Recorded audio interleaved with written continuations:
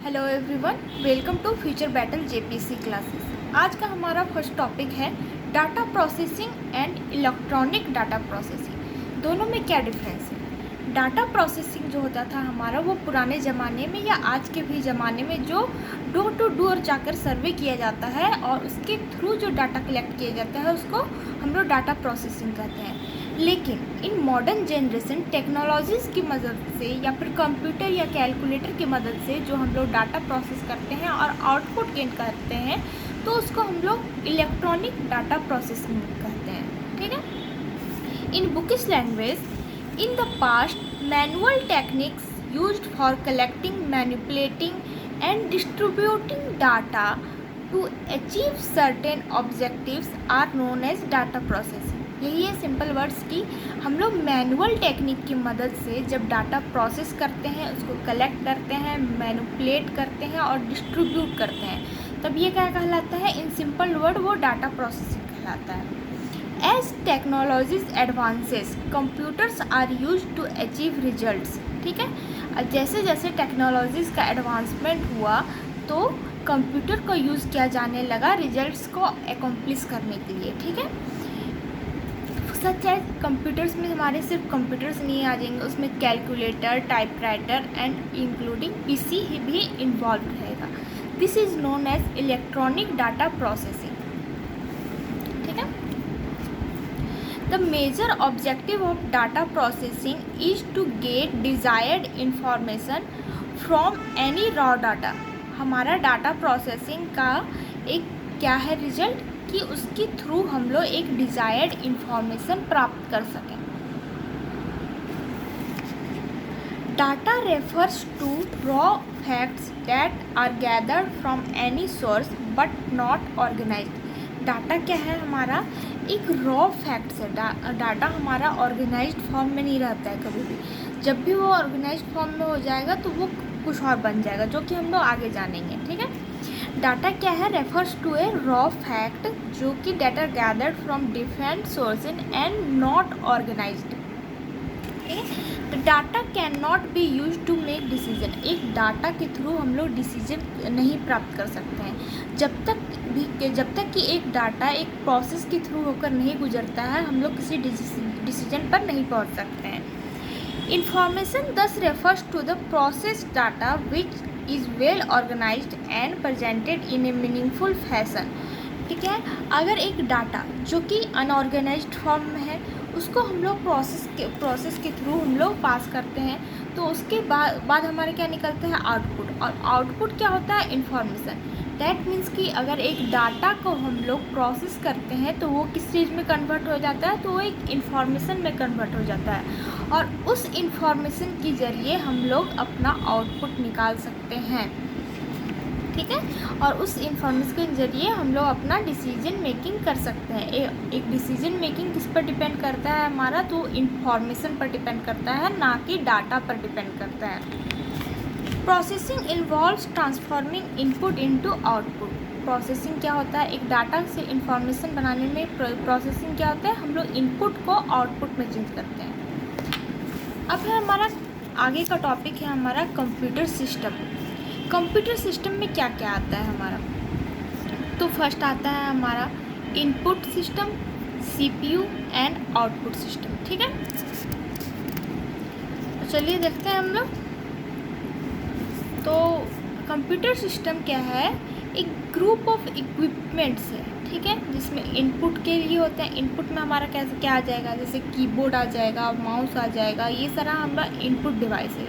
या question exam में question आ सकता है ऐसे कि सिलेक्ट करें कि कौन सा इसमें इनपुट डिवाइस है, कौन सा इसमें आउटपुट डिवाइस है। ठीक है। एक group of equipments put together to process a data is called computer system. ठीक है।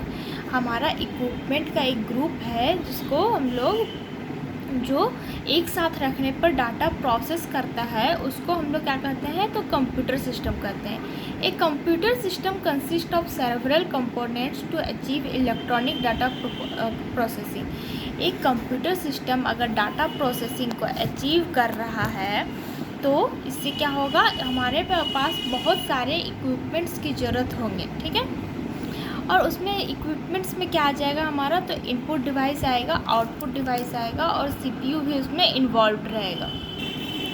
अब इनपुट यूनिट्स में क्या आ जाएगा हमारा, they are the devices which accept data from user. Input device में क्या आता है कि एक यूजर के पास से कोई भी जब डाटा एक्सेप्ट करता है तो हमारा इनपुट डिवाइस बन जाता है, ठीक है। And transmit it to central processing unit, तो वो क्या करता है, हमारा इनपुट डिवाइस वो डाटा को एक्सेप्ट करता है और कहाँ पर ट्रांसमिट करता है, तो हमारा सेंट्रल प्रोसेसिंग यूनिट के पास हमारा ट्रांसफ़र कर देता है उसे। फॉर एग्ज़ाम्पल एटीएम, एटीएम भी हमारा, एटीएम का फुल फॉर्म क्या होता है, ऑटोमेटिक टेलर मशीन, ठीक है। ये सिस्टम भी है जिससे कि हम लोग एटीएम में हम लोग क्या करते हैं कि वहाँ पर हम लोग एक अमाउंट डालते हैं, अमाउंट डालने के बाद हमारा क्या मांगा जाता है, तो हमसे पिन मांगा जाता है, ठीक है। जब हम लोग पिन डालते हैं तो वो प्रोसेसिंग होता है, प्रोसेसिंग कहाँ होगा, हमारा सेंट्रल प्रोसेसिंग यूनिट में होगा। लेकिन हम लोग इनपुट कहाँ से डाल रहे हैं, तो वहाँ पर जो हमारा दिया हुआ है, हमारा कीबोर्ड दिया हुआ है, उससे हम लोग इनपुट डाल रहे हैं। तो एटीएम भी एक तरह का भी इनपुट मशीन है जिसके थ्रू हम लोग डाटा प्रोसेस करते हैं। अब सेकेंड आता है हमारा सीपीयू, सेंट्रल प्रोसेसिंग यूनिट। तो सेंट्रल प्रोसेसिंग यूनिट में हमारा क्या क्या आएगा वो अब हम लोग जानेंगे। तो सीपीयू का फुल फॉर्म होता है हमारा central processing unit. Central processing unit हम लोग इतना बड़ा नहीं बोल के हम लोग इसे इंडिविजुअल वर्ड में अल्फ़ाबेट में बोलते हैं सीपीयू। सीपीयू को हम लोग ब्रेन ऑफ द कंप्यूटर भी कहते हैं। ये एक मोस्ट इम्पॉर्टेंट एलिमेंट है जिसके थ्रू कंप्यूटर फंक्शन करता है। इसके बिना हमारा कंप्यूटर फंक्शन नहीं कर सकता है, ठीक है। इसको शॉर्ट फॉर्म में हम लोग कभी कभी प्रोसेसर भी बोल सकते हैं अगर जब हम लोग सीपीयू का यूज़ नहीं कर रहे हैं तो, ठीक है। तो ये मोस्टली हमारा कैलकुलेशन के लिए यूज होता है, ठीक है। In terms of computing power, the CPU is most important component of a computer system. On personal computer and a small workstation, CPU is housed in a single chip called microprocessor और microchip. CPU कहाँ पर हमारा ये रहता है, build रहता है, housing या बिल्ड इन, हाउस्ड इन। अगर हमारा ऐसा आएगा CPU इज़ बिल्ड इन या CPU इज़ हाउस्ड इन, तो ये सारा अगर उसके आगे हमारा दिया हुआ है तो हमारे तो वहाँ पे फिल होगा हमारा single chip called micro processor और माइक्रोचिप, ठीक है। ये क्वेश्चन में आ सकता है कि CPU is of build in और CPU इज़ हाउस्ड इन, ऐसा करके डैश देके। The fundamental sequence of steps that CPU performs is known as the first executive cycle or instruction cycle, ठीक है। It is the time in which single instruction is retrieved from memory, decoded and determined what actions instruction required and executed, ठीक है। तो हमारा CPU किस चीज़ पर मतलब कि काम करता है, तो फेच एंड एग्जीक्यूट साइकिल पर, ठीक है। मतलब कि फेच मीन्स किसी चीज़ को गेन करना, फेच करना और उसको एग्जीक्यूट करना, और इसको इन अदर वर्ड्स हम लोग कह सकते हैं instruction cycle. Fetch, execute cycle और इंस्ट्रक्शन साइकिल। हमारा CPU किस साइकिल पर वर्क करता है, तो फेच, एग्जीक्यूट साइकिल और इंस्ट्रक्शन साइकिल, ठीक है। तो इसमें फर्स्ट, ये 2 फेज़ में होता है हमारा। तो फर्स्ट फेज ऑफ साइकिल पे किस पर डिपेंड करता है, तो वहाँ पे होता है transfer of instruction from memory to the instruction register, ठीक है। ट्रांसफ़र ऑफ इंस्ट्रक्शन कहाँ से, तो मेमोरी से इंस्ट्रक्शन रजिस्टर तक, और वहाँ पर इसका डिकोड होता है ये, ठीक है। फिर सेकेंड हाफ जो होता है तुम्हारा, फिर सेकेंड हाफ क्या करता है, एग्जीक्यूट करता है, ठीक है। फर्स्ट हाफ में क्या होता है, ट्रांसफ़र होता है इंस्ट्रक्शन का और डिकोड होता है। सेकेंड हाफ में हमारा एग्जीक्यूट होता है। इसलिए फर्स्ट हाफ को हम लोग, फर्स्ट हाफ से हमारा आ गया फेच एंड सेकेंड हाफ से आ गया हमारा एग्जीक्यूट, तो फुल साइकिल का नाम हो गया फेच एग्जीक्यूट साइकिल, ठीक है।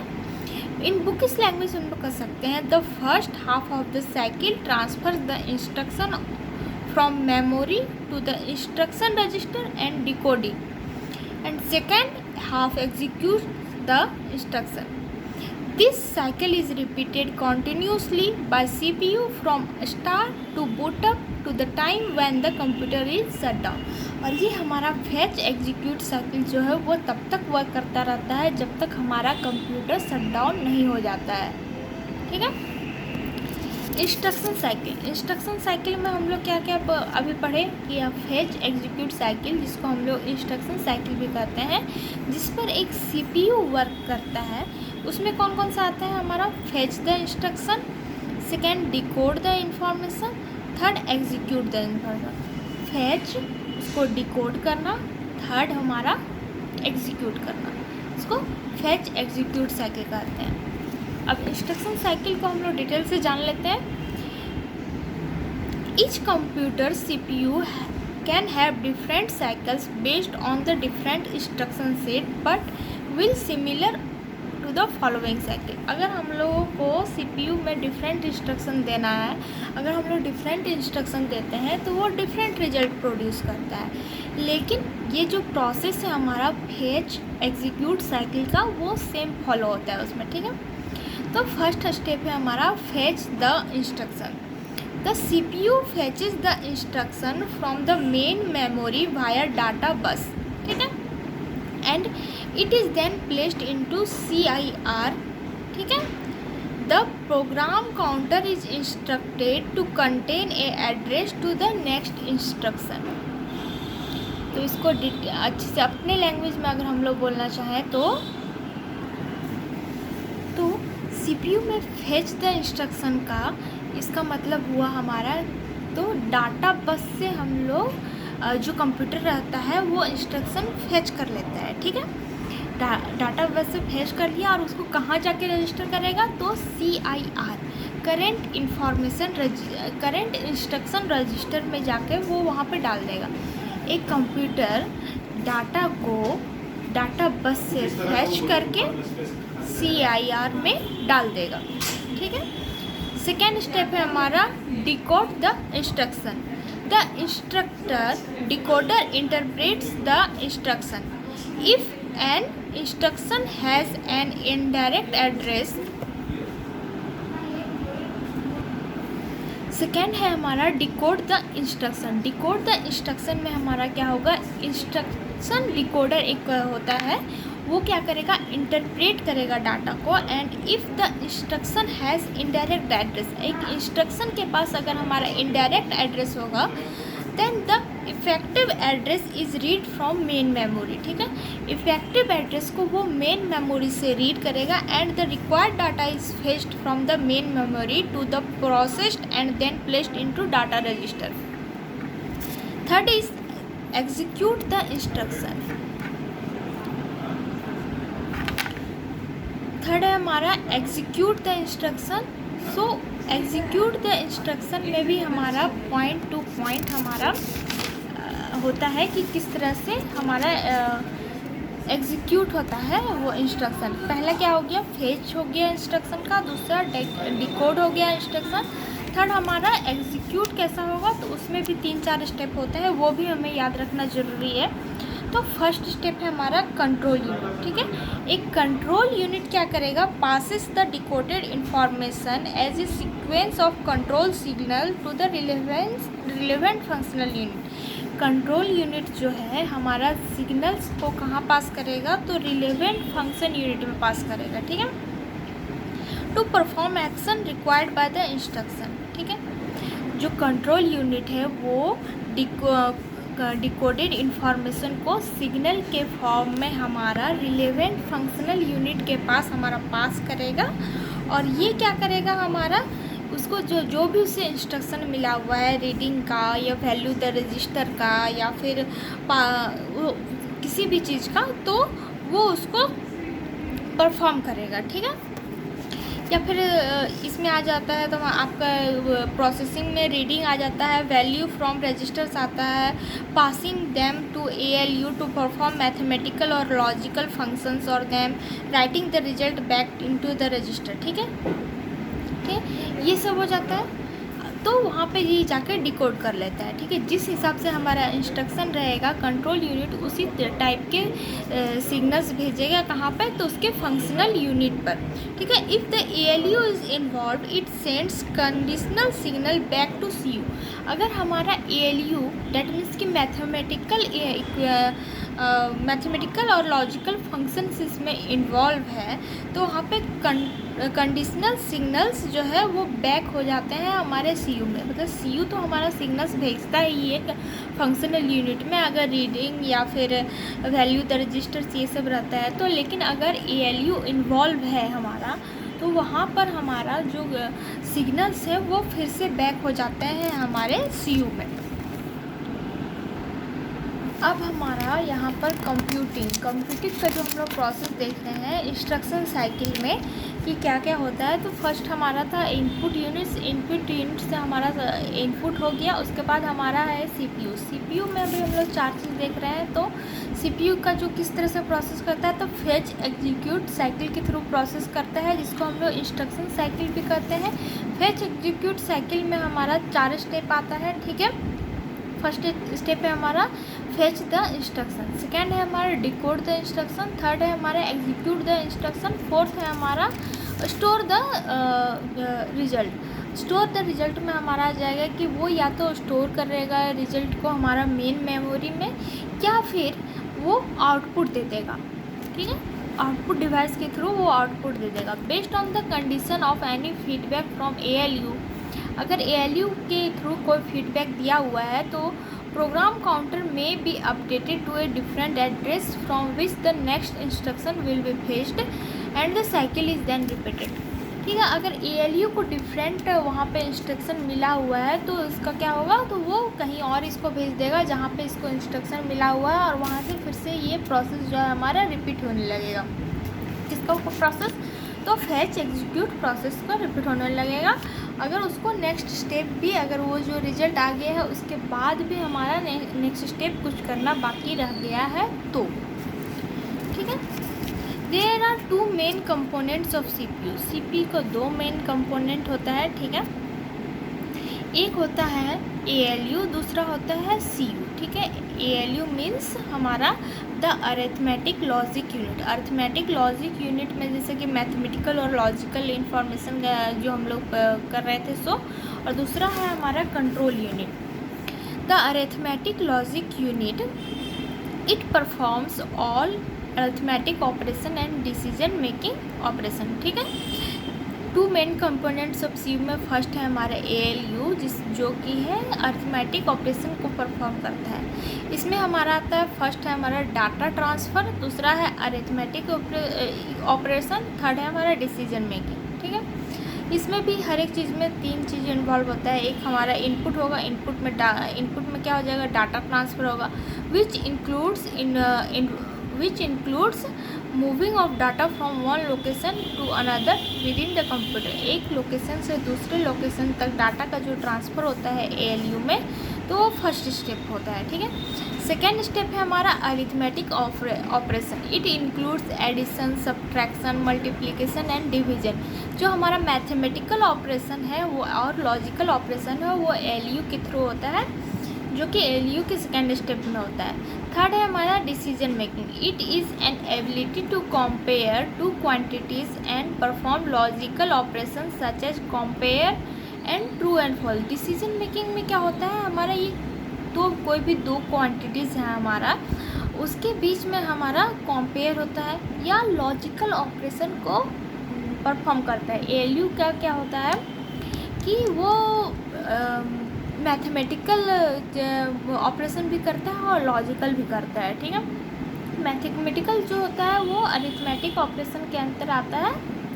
ठीक है, और दूसरा लॉजिकल जो होता है वो डिसीजन मेकिंग के अंदर आता है। डिसीजन मेकिंग में हमारा ट्रू फॉल्स आ जाएगा या फिर कोई भी 2 चीज़ को कंपेयर करेगा। ये सारा हमारा CPU के ही मेन कंपोनेंट के अंदर है ALU और CU। ALU हम लोग देख लिए। ALU में भी 3 पार्ट हो गया हमारा, data transfer, arithmetic operation and third is decision making. Arithmetic operation के अंदर आ गया हमारा मैथमेटिकल कैलकुलेशन और डिसीजन मेकिंग के अंदर आ गया हमारा लॉजिकल ऑपरेशन। ठीक है। B is control unit. ठीक है, कंट्रोल यूनिट हमारा CPU के अंदर 2 मेन कंपोनेंट्स हम लोग पढ़ रहे हैं, जिसमें कि दूसरा है हमारा control unit. It extracts instruction from memory and decode and execute them. ठीक है, ये क्या करता है, मेमोरी से हमारा इंस्ट्रक्शन को डिकोड मतलब एक्सट्रैक्ट करता है, उसके बाद उसको डिकोड करता है और एग्जीक्यूट करता है, calling on ALU when necessary. ठीक है, ये भी सेम काम करता है कि इंस्ट्रक्शन को एक्सट्रैक्ट करता है, डिकोड करता है, एग्जीक्यूट करता है, और कभी कभी जब ज़रूरत पड़ने पर, कब ज़रूरत पड़ेगा तो मैथमेटिकल ऑपरेशन और लॉजिकल ऑपरेशन में जब हमारा ज़रूरत पड़ता है तब ये ALU को मतलब कॉल आउट करता है।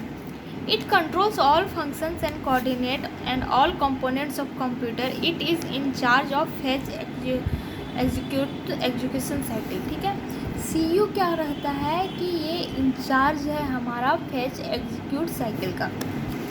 तो फेच एग्जीक्यूट साइकिल का इंचार्ज कौन है, तो हमारा CPU है, कंट्रोल यूनिट है।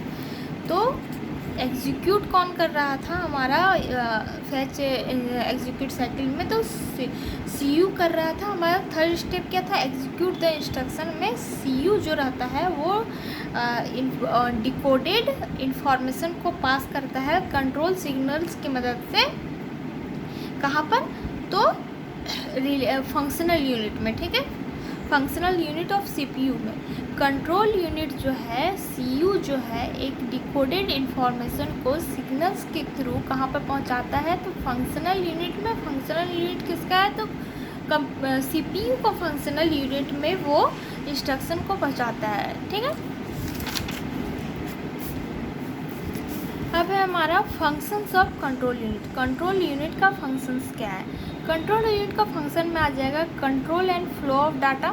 ठीक है, control and flow of data में 3-4 है, वो सुन लीजिए, हो जाएगा। From input devices to memory, flow of data कहाँ होगा, इनपुट डिवाइस से मेमोरी में होगा। From memory to output device and secondary storage, from secondary storage to memory, from ALU to memory, from memory to ALU। तो control unit का जहाँ कहीं भी फ्लो ऑफ डाटा हो रहा है तो वो किसके थ्रू होगा, तो वो कंट्रोल यूनिट की तरह होगा। फेच एग्जीक्यूट साइकिल में भी जब डिकोड करने के बाद हमारा डाटा का ट्रांसफ़र करना रहता था, डाटा का फ्लो करना रहता था, तो किसके थ्रू होता था, हमारा CPU के थ्रू ही होता था। सेकेंड है हमारा कोऑर्डिनेट्स इंस्ट्रक्शन एग्जीक्यूशन। ठीक है, तो एग्जीक्यूशन का इंस्ट्रक्शन और एग्जीक्यूशन का को कोऑर्डिनेट कौन करता है, तो वो हमारा CPU ही करता है। ठीक है, ये कहाँ पे होता है, तो fetch the instruction, decode the instruction and execute the instruction, ये तीनों भी हमारा कहाँ काम आता है, तो CPU के थ्रू ही हमारा ऑपरेट करता है। ALU की तरह हमारा क्या ऑपरेट करता था, तो हमारा डाटा ट्रांसफ़र का काम करता था, मतलब कि which includes moving of data from one location to another location within the computer. ठीक है, डाटा ट्रांसफ़र और डाटा फ्लो में थोड़ा सा डिफरेंट है। विद इन द कंप्यूटर में ALU का इन्वॉल्वमेंट होता है, वहीं डाटा फ्लो में जैसे इनपुट डिवाइस से मेमोरी, मेमोरी से आउटपुट, ALU से हमारा मेमोरी, फ्रॉम मेमोरी से ALU, स्टोरेज से मेमोरी, ये सब में हमारा CPU काम करता है, और डाटा ट्रांसफ़र में हमारा ALU काम करता है। ठीक है, The more components of CPU that are vital to its operation are the registers, which are very small memory locations that are responsible for holding the data that is processed। ठीक है, कुछ नहीं है, उतना इम्पोर्टेंट नहीं है। इन output unit अब छोटा सा ये devices which accept information from CPU and convert it into human readable form. ह्यूमन रीडेबल फॉर्म में जो प्रेजेंट करता है और for example when we pay cashier in supermarket he will give a receipt, ठीक है। This receipt is the form of output from output device known as printer, ठीक है। प्रिंटर क्या हो गया हमारा, ह्यूमन रीडेबल फॉर्म में जो भी हम लोग को मिलता है वो आउटपुट डिवाइस की मदद से ही हमें मिलता है, ठीक है। और उसके बाद है गीगो। गीगो क्या होता है, GIGO, garbage in garbage out. ये लास्ट में इम्पॉर्टेंट फैक्ट है। It is a concept of computer science that quality of output is determined by the quality of input, means the wrong input will result in wrong output. It is related to accuracy of input on output. GIGO क्या है, garbage in garbage out, ठीक है। अगर हम लोगों को पूछा जाएगा GIGO is related to his thing, तो ये हमारा इस चीज़ से रिलेटेड है कि अगर हम लोग गलत डाटा इनपुट करेंगे तो हम लोग को इन्फॉर्मेशन भी गलत ही मिलेगा। और वो एक गलत डाटा एक प्रोसेस होने के बाद वो गलत इन्फॉर्मेशन ही प्रोड्यूस कर सकता है। एक गलत इनपुट हमेशा ही एक गलत आउटपुट को प्रोड्यूस करेगा। हम लोग गलत चीज़ डालकर कंप्यूटर में ये एक्सपेक्ट नहीं कर सकते हैं वो खुद से एनालाइज करके उस डाटा को करेक्ट कर देगा और वो सही रिजल्ट दे देगा, ठीक है। तो ये हमारा लास्ट टॉपिक आज ये फर्स्ट चैप्टर कंप्लीट हो गया। नेक्स्ट में हम लोग इससे रिलेटेड MCQ देखेंगे या फिर सेकेंड चैप्टर स्टार्ट करेंगे, दोनों में से कोई भी एक चीज़ हो सकता है। सेकेंड चैप्टर स्टार्ट कर देंगे। MCQ तो बहुत सारे चैनल वाले करा ही रहे हैं, उसी से आपका हो ही जाएगा। देन चलिए, thank you, see you next class.